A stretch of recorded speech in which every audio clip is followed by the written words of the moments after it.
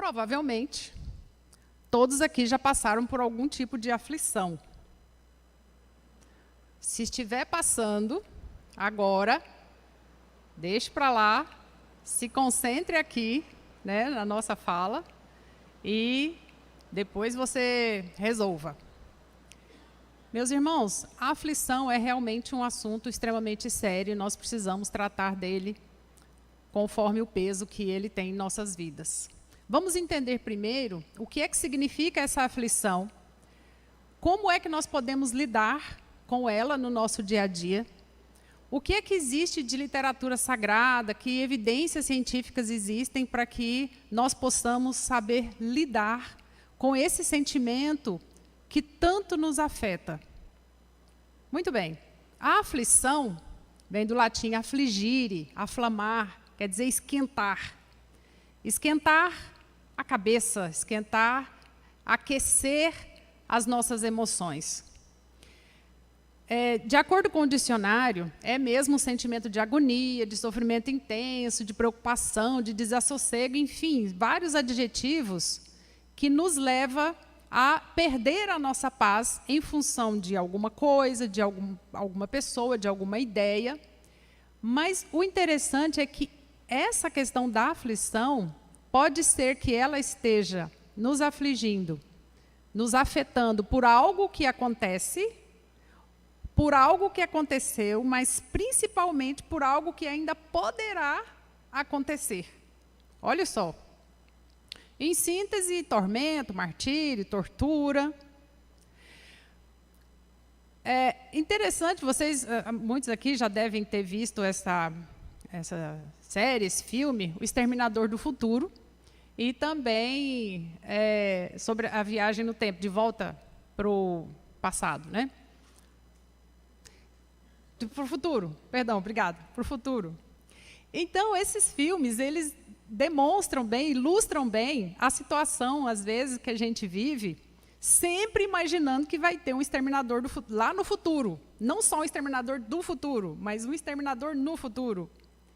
E a gente fica sempre com aquela sensação de que algo muito ruim pode acontecer, de que as coisas não vão caminhar bem. Por que será que isso acontece com a gente? Uns podem chamar isso de prudência, mas será que é mesmo? Vamos entender. Mas será que a gente pode, então, de alguma forma, interferir nesse futuro? Viagem no tempo, por enquanto, gente, ainda não, os bilhetes ainda não estão à venda, porque ainda não é possível. Então, não temos como ir lá no futuro e fazer essa mudança, como acontece no filme. Mas, então, ela é apenas uma sensação. E nós somos seres humanos e nós temos sentimentos. Sentimentos positivos, sentimentos negativos e até sentimentos neutros. Então, realmente, a gente sente medo. Então, essa sensação de que algo não está certo ou de que alguma coisa errada possa acontecer é fruto de uma palavra que nós falamos muito aqui. Ignorância. É o não saber. A ignorância, gente, é que leva ao medo do desconhecido. Aquilo que ainda não aconteceu. Ainda não aconteceu, há apenas uma perspectiva, uma expectativa, um vir a ser. E esse medo do desconhecido é o que gera o sofrimento. Resultado, a aflição. É claro que depende muito do nosso nível sofrer por algo ou não. Sofrer por antecipação ou não. Depende também das nossas experiências, da nossa cultura, de preocupar-se exageradamente por determinadas situações ou coisas, né, ou pessoas. Então, veja bem, o problema é sério? É. É grave? É. Requer preocupação? Sim.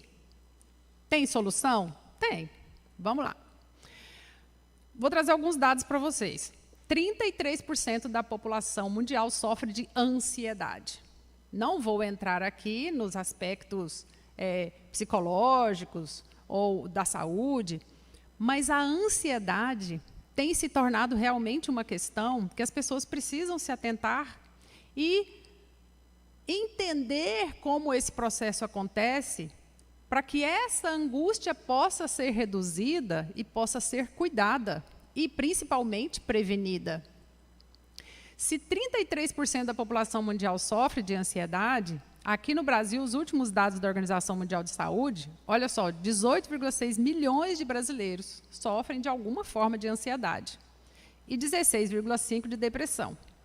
O gráfico só subindo, não trouxe o gráfico aqui, mas os números vêm subindo. Se bem que o gráfico do Brasil é meio engraçado, é interessante, às vezes tem vários pontos de subida de picos de ansiedade e depressão, a depender de mais fatores políticos do que outros. Então, muitas pessoas buscam as soluções para esse problema. Faz meditação, atividade física, yoga, faz terapia, busca o autoaprendizado. Sim, as pessoas buscam, mas os índices continuam subindo. O principal ponto da aflição, então, é acreditar que o mal impera, que o mal vai acontecer, que uma coisa ruim vai acontecer, que entre uma coisa boa e uma coisa ruim, de repente o meu grau de sofrimento diz que a ruim é a prioridade. Já viram mãe que quando o filho atrasa, ou então alguém se atrasa e fala assim, nunca pensa assim, pode ser o trânsito, não, pode acontecer um acidente, alguma coisa assim? Tem gente que tem essa tendência mesmo, a sempre achar que algo de ruim vai acontecer. Eu tenho o hábito de não gostar de verbalizar perspectivas negativas ou perspectivas ruins. Se a pessoa fala perto de mim, falando, não fala. Não fala porque no princípio era o verbo. Então, se você falou é porque pensou. Entre pensar, falar e acontecer é só um pulo. Né? Então, eu prefiro deixar só no nível da angústia do pensamento. Então, na verdade, é essa projeção no futuro. Acreditar, principalmente, que não é merecedor do bem. Acreditar que a prioridade não é o bem acontecer. E esse mal, gente, às vezes, ele é projetado não só para a própria pessoa. É projetado nos filhos, nos entes queridos, no ambiente de trabalho, nos pais, na humanidade.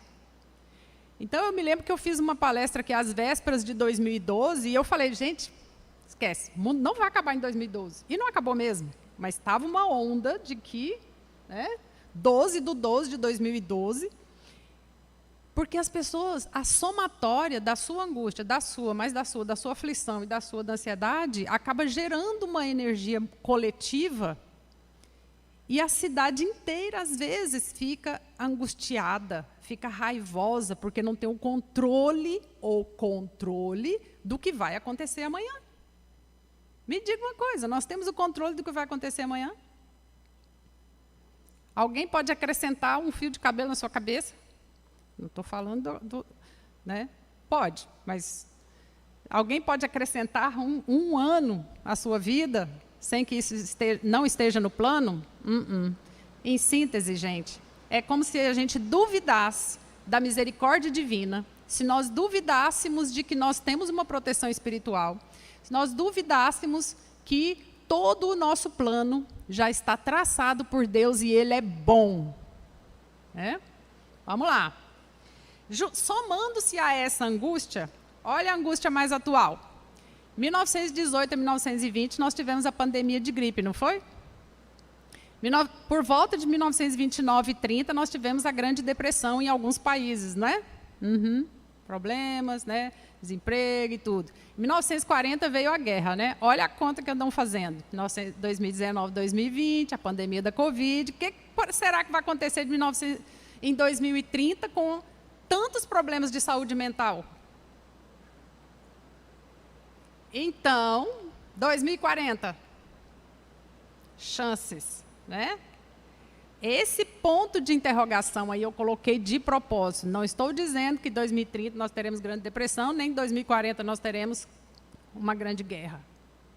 O que eu estou dizendo é que cabe a nós construir, prevenir essa aflição, prevenir essa ansiedade, prevenir essa angústia, pensar de forma positiva, otimista, alegre, para cima, confiante, para que algo não venha acontecer. Né? Então, há que se perguntar, por que uns sofrem mais do que os outros? Por que tanta aflição nos relacionamentos? Né? Uns vivem infelizes, outros são abençoados. Aflição financeira, uns estão sempre carentes, outros vivem sempre na opulência. E a aflição física, alguns estão sempre doentes e outros são como rochas. Aconteça o que acontecer, estão lá firmes. Por que será que essas coisas acontecem? Tem resposta. Vamos lá. Essas situações, elas acontecem, mas há soluções para elas. Essas desigualdades todas já são explicadas porque depende do nível evolutivo. Mas mesmo aqui, nós, nesse planeta de provas e expiações, onde nós temos que não só aprender, mas também colocar em prática aquilo que nós aprendemos, há muitas situações que nós podemos já tomar providências. Olha só, primeiro passo, identifique o que te gera aflição. O que te gera aflição? O que te deixa aflito? Tem gente que até lixar a unha perto já dá aflição. Essa é a aflição mínima, né?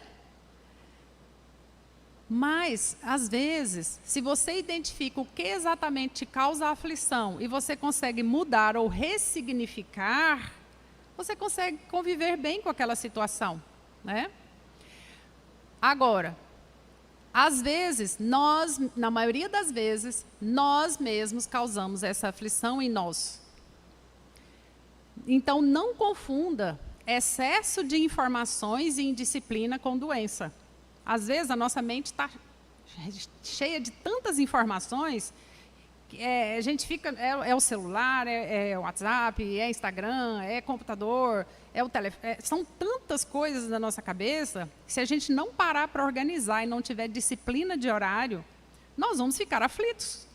Culpa de quem? Culpa de quem? Não vamos trabalhar com a culpa, né?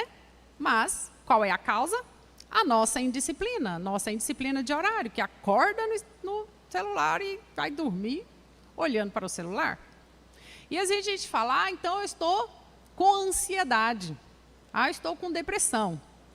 Não estou aqui querendo levar para o lado da medicina, da enfermagem, da psicologia.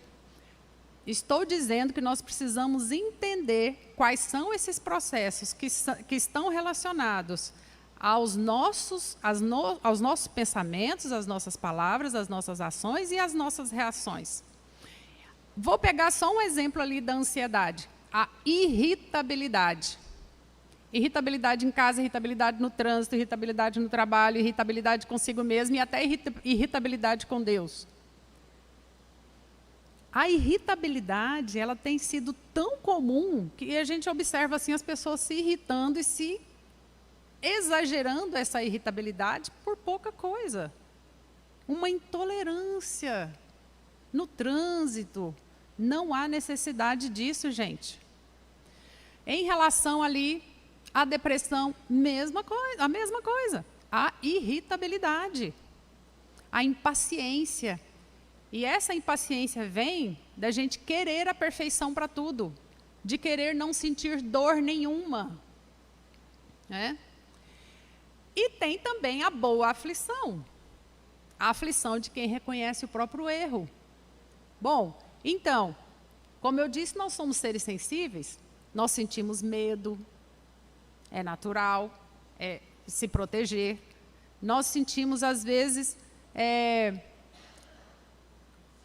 uma irritabilidade mesmo, uma irritação com alguma coisa que está errada, mas sentir irritação, ir lá e resolver é diferente de apagar um incêndio com gasolina, piorar. Transferir essa responsabilidade, essa irritabilidade para outras pessoas. É aquele desenho, né? É o marido que irrita a mulher o menino o cachorro, e o cachorro morde. É um ciclo. Né? E aí eu deixo essa mensagem, olha só, se você está procurando aquela pessoa que vai mudar a sua vida, olhe-se no espelho. É fato que quando você muda o mundo, primeiro você precisa mudar você mesmo. Então, comece a se observar. Olha mesmo no espelho, às vezes, com que cara que você fica quando você está irritado. Né? Faz mais rugas, viu, gente? Outro fator importante é que o sofrimento pode ser o pagamento do débito ou o prelúdio da cura. Bom, olha o lado bom. Se eu estou sofrendo agora, eu já estou pagando, então eu não estou adquirindo mais débitos, só se eu aumentar isso e transferir essa responsabilidade para outra pessoa. Ou eu posso estar no prelúdio da cura, posso estar curando alguma situação e me tornar saudável espiritualmente de agora em diante. E é tão bom quando a gente vê essa passagem de Eclesiastes, né? Tudo tem seu tempo determinado, há tempo para todo propósito debaixo do céu. Há tempo para tudo. Então, quando a gente percebe que a colheita existe e ela é obrigatória, enquanto o plantio é opcional, a gente começa a pensar bem antes de plantar qualquer coisa, antes de falar qualquer palavra inadequada, antes de ofender um colega, né? Antes de enviar uma mensagem desaforada, né? Antes de fazer qualquer ação, antes de cobrar do outro aquilo que é uma responsabilidade nossa. Então, meus irmãos, há tempo para tudo. Às vezes a gente observa a pessoa, mas, gente, a pessoa está plantando, está fazendo, e não acontece nada. Há tempo para tudo. Tempo de plantar e tempo de colher. E, às vezes, a gente até sente uma certa angústia, porque o nosso propósito de vida não está se concretizando. Aquilo que a gente sonhou, imaginou, nem sempre está concretizando. E o principal sofrimento, querer a perfeição. Chico já diz assim, ó, não exija perfeição nos outros e nem mesmo em você, mas procure melhorar-se o quanto possível. No dia da matrícula na academia para fazer atividade física, a gente já olha para o espelho e fala assim, não mudou nada. Gente do céu. Os parâmetros estão cada dia mais exigentes. A gente fica eu falo do Instagram de novo, né? Vê lá o outro feliz, lá numa viagem, num passeio, numa casa, num carro, falando, né? Eu queria ser assim, eu gostaria de ter isso. Será que nós não estamos com padrões de exigência altos demais, às vezes, para nós? Porque como a mensagem lida no início, devagar, mas sempre devagar. Né? Vamos plantando, vamos semeando, como diz Cora Coralina. Né? E outra dica importante para a gente reduzir um pouco essa aflição, está lá no Evangelho. Conhecereis a verdade e ela vos libertará. Olha só, gente. Quando eu falo de alegrias verdadeiras, alimentos verdadeiros, amizades verdadeiras, eu estou falando de o quanto às vezes nós estamos vivendo de ilusão. Então nós precisamos voltar para a verdade. O que é essa verdade? Alegrias verdadeiras. Será que aquela situação de estar sempre alegre, de mostrar sempre o lado feliz, é uma alegria verdadeira? Ou é algo maquiado? Tudo bem a gente ficar triste às vezes com algumas coisas que acontecem. Tudo bem a gente não ser 100%. Tudo bem a gente não ser nota 10 em tudo. Né? Nota 10 na família, nota 10 no trabalho, né? Ou seja, na vida financeira, na vida familiar. Tudo bem não ser nota 10. Comece com a média 6, um pouco em cada, porque às vezes a gente dá nota 10 em um aspecto e o outro fica no 0, porque a gente está exigindo demais. Tudo bem errar às vezes, vai lá e corrige. Tudo bem não ser perfeito, nós ainda não chegamos lá, vamos devagar. Né? Alimentos verdadeiros, isso afeta o nosso emocional. O que é alimento verdadeiro? Arroz, feijão, alface, certo? Estou falando de alimento de verdade. A gente às vezes fica nos alimentos falsos, nos iFoods, no saquinho, né, vocês sabem do que eu estou falando, né? Alimentos que não são verdadeiros. Se tiver alguma nutri aí, me ajude aí. Nós estamos falando de alimentação real mesmo. As crianças precisam disso. Nosso organismo precisa de energia, de alimentos verdadeiros. E amizades verdadeiras, gente. Olha, use sequência que Jesus usava. Jesus, quando caminhava e ia pregar, aproximadamente 7.000 escutavam ele. 70 estavam mais próximos. Ele andava com 7, mas só tinha intimidade com 1. 1, 7, 70, 7.000. Não sei se a conta está certa, mas 1, 7, 70, 7.000. Tudo bem você ter milhares de seguidores, mas eles não são seus amigos. Não são sua família. Tá? Dê atenção para a sua família, para os seus amigos verdadeiros. Eu falo para mim, meu esposo, que minha melhor amiga é ele, é meu marido. Né? Que é quem eu converso, que é quem eu troco as ideias e tudo. Aí tem minha mãe, tem meus filhos, tem minhas irmãs, e tudo, aí vai aumentando, né? Outro item que diminui também os problemas. Fazer a leitura do outro. Gente, saber leitura corporal é sinal de inteligência, sabia? Entender o outro, olhar. Ó, daqui eu vejo a postura de vocês, se vocês estão... que postura que vocês estão ouvindo o que eu estou falando aqui agora. Está de parabéns, viu? Podem ficar tranquilos. Né? Mas saber a leitura corporal e se expressar corporalmente é importante. Porque, às vezes, a pessoa está passando por um problema, mas o rosto continua o mesmo. Então, não tem como o outro adivinhar. Mulheres, não tem como o marido saber o que você está sentindo por dentro se você não verbalizar. Né? Da mesma forma, mulheres para homens, homens para mulheres. Né? E não verbalize tudo de uma vez, não. Vá devagar, falando com calma. Olha só, fazer a leitura do outro. Diante de uma ameaça de agressão, né? Os índices estão altos também.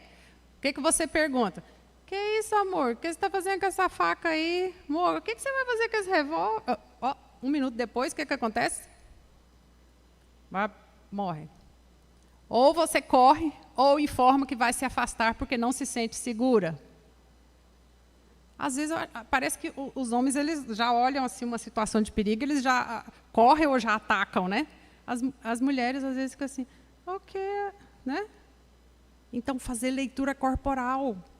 Perceber que o outro, às vezes, está cansado. Perceber que o outro está aborrecido por uma coisa que não tem nada a ver comigo nesse momento. Deixa lá. Vai se recuperar. E não ficar assim, o que foi? O quê? O quê? O que está acontecendo? O quê? Não, observe e veja se é a hora mesmo, né, de chamar a pessoa. Então, fazer leitura corporal é importante.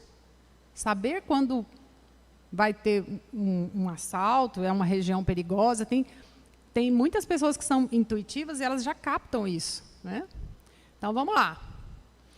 Outro fator, identifique as causas reais das torturas. Gente, como dito aqui, na maioria das vezes, os sofrimentos morais e materiais somos nós. Nós que causamos. A gula. Sabia que se você eliminar o vício da gula por atacado, você já elimina vários outros? Porque se você não tem medo de passar fome, né? Se você come pouco na medida certa, se você não tem o medo de passar fome, você já eliminou o medo, né? Já eliminou o desespero, e você não suga também as outras pessoas. É fantástico, né? Orgulho ferido, na maioria das vezes.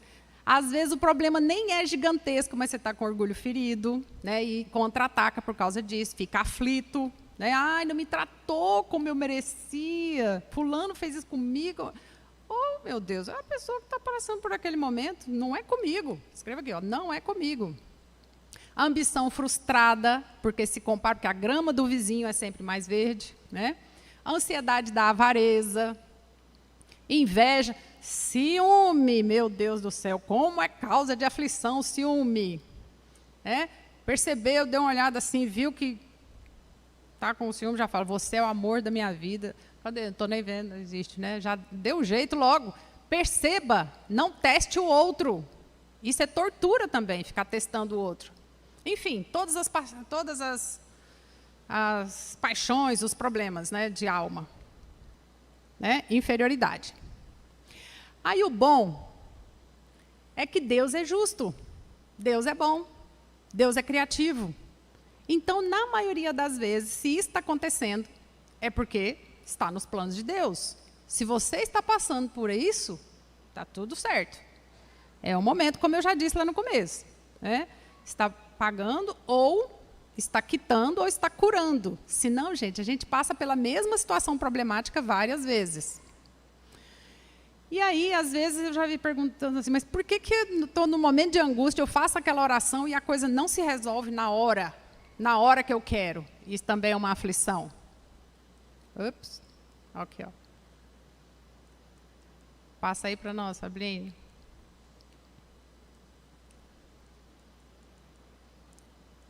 Não passou. Pode. Agora passou. Isso, esse. Meu esposo fala que quando eu fico aflita eu começo a rir. Muito bem. Então, vamos lá. Olha aqui, pessoal. Às vezes o que é sofrimento para um, não é para o outro que está entendendo. Olha só, tá dando para ver? Ele lá no topo, ó. Reconhecimento. Nossa, seu trabalho é incrível, você teve sorte de nascer com esse dom. Ninguém nem imagina o esforço, o treino, as críticas, o medo, as noites sem dormir, todo o trabalho que se teve, né, falta de apoio e tudo, até chegar lá no topo. Agora, me diga uma coisa, esses elementos aqui embaixo, eles são sofrimento? Depende da forma como você observa.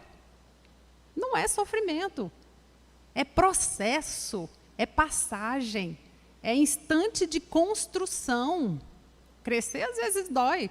Então, por isso que às vezes a gente fala assim, olha, eu pedi meu anjo da guarda para me resolver isso aqui, e não resolveu, não me atende, Deus não me ouve, eu faço as orações, Deus não atende. Está atendendo. Você precisa passar por esse processo para chegar onde você ainda não está. Não existe privilégio na escala evolutiva. E se a gente resolve o problema da fé no futuro, a gente entende ação e reação. E aí a gente começa a plantar e colhe.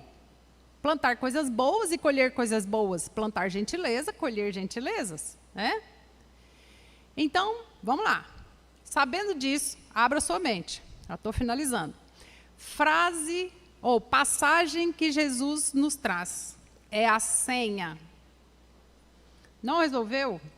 Vinde a mim, todos vós que estáis aflitos e sobrecarregados, que eu vos aliviarei.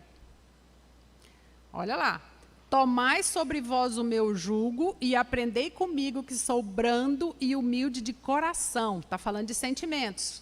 E achareis repouso para as vossas almas, pois é suave o meu jugo e leve o meu fardo. Está pesado? Oração. Busquem Jesus.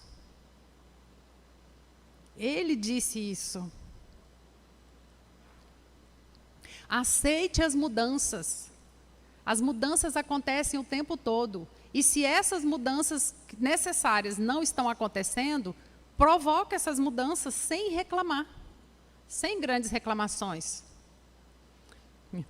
Essa foto aí, imagina, ó, lá no... É eu e Emídio. Imagine para colocar Emídio em cima desse camelo, ele que é 100% urbano. Falei, mas vai fazer uma foto em frente... Foi uma aflição para ele no começo? Foi, porque eu nasci em fazenda, né? Ele não, está lá, todo de terno, gravata, no meio do deserto do Egito. Mas por amor, subiu no camelo. Tá vendo? Essa foto é uma declaração de amor, gente. Porque Emídio subir no camelo é muita coisa, né? Então, a gente tem que ver as coisas de forma ampla. E saber da transitoriedade. E saber que as coisas, às vezes, são demoradas mesmo. Nem sempre as coisas se resolvem com a rapidez que a nossa ansiedade quer. Calma. Vai devagar. Uma coisa de cada vez. Ninguém dá saltos. A natureza não dá saltos. E diante dessa angústia, dessa ansiedade, dessa aflição, Emmanuel diz que a gente tem que ser como um lago. Profundo e sereno. O vento está ali, mas porque assim a gente consegue refletir o que o céu tem para nós. A gente consegue enxergar melhor o fundo. E André Luiz diz assim, por mais escura que seja a noite, o sol tornará ao alvorecer. Faça o melhor que você puder agora. Isso é o que o seu nível pode oferecer agora. Vá em paz, com equilíbrio. E em relação aos desequilíbrios sociais, Madre Teresa nos diz assim, olha, a pobreza não foi criada por Deus, por mim, mas foi por mim, por você, quando nós não repartimos, quando nós não praticamos a caridade de forma adequada naquele mundinho, aquele pequeno espaço nosso. Então está aflito, não conseguiu aquilo que você queria, não conseguiu o carro novo, não conseguiu passar naquele concurso. Pense nas pessoas que sofrem mais. Joana de Ângeles nos acalenta, Mas com quem que você anda? Às vezes você se sente pouco inteligente, mas você anda com pessoas mais inteligentes do que você. Olha que beleza, não é melhor do que você ser o máximo andando com pessoas menos inteligentes que você? Isso é um engano. Então, sempre procure andar com pessoas mais inteligentes, mais saudáveis, mais virtuosas do que você seja o menor. Como João foi o menor no reino dos céus. A fábula aí de João o pé de feijão traz muito isso. Ele estava descontente ali, foi atrás dos gigantes. Ficou pequeno, ele era o gigante na casa dele. Ficou pequeno. E retornou com a galinha de ovos de ouro, que, na verdade, foi a humildade que ele adquiriu e a força para transformar a realidade onde ele estava. Da mesma forma como Simba lá, do Rei Leão. Todo exaltado se achava o máximo. Não deu conta. Teve que ir lá para outro lugar lá da savana para conviver com os iguais do nível dele, para ele crescer. Por quê? A evolução não dá saltos. Então, não se ache, não. Aristóteles nos alerta para evitarmos, então, os desequilíbrios, porque é tudo isso que nos gera essa aflição. Ou é a falta, ou é o excesso, enfim, a eterna luta entre os vícios, entre as virtudes e os vícios. O fim da aflição, então, em síntese, é eliminar aquela crença limitante de que nós só podemos evoluir pela dor. Não tem que sofrer, não, gente. A gente pode evoluir pelo amor também. Compreender as causas e consequências. Orar todos os dias, de forma individual. Isso aqui é uma oração coletiva, isso nos alimenta a alma. Essa profissão de fé aqui, estar aqui, nos alimenta o espírito. Fazer o culto no lar, o culto cristão no lar é muito importante. Silenciar a mente. Já foi provado cientificamente que quando você está assim, angustiado, se você silenciar a mente, você se recupera mais rápido do que ouvir uma música instrumental. Fazer leitura corporal e de mundo, como já expliquei. Entender os seus sentimentos. Olha, nesse momento eu estou sentindo o quê? O que exatamente? Anote. Veja o que é isso. Vá no dicionário, já fiz isso, é engraçado. Trabalhe no bem. Vá atender aos menos favorecidos. Confie na justiça divina, para ter mais tranquilidade no futuro. Faça um estudo constante, leia livros edificantes, tenha conhecimento de si mesmo. E, para finalizar, eu gostaria de uma salva de palmas para todas as mulheres, porque hoje é o dia delas e hoje é o dia nosso.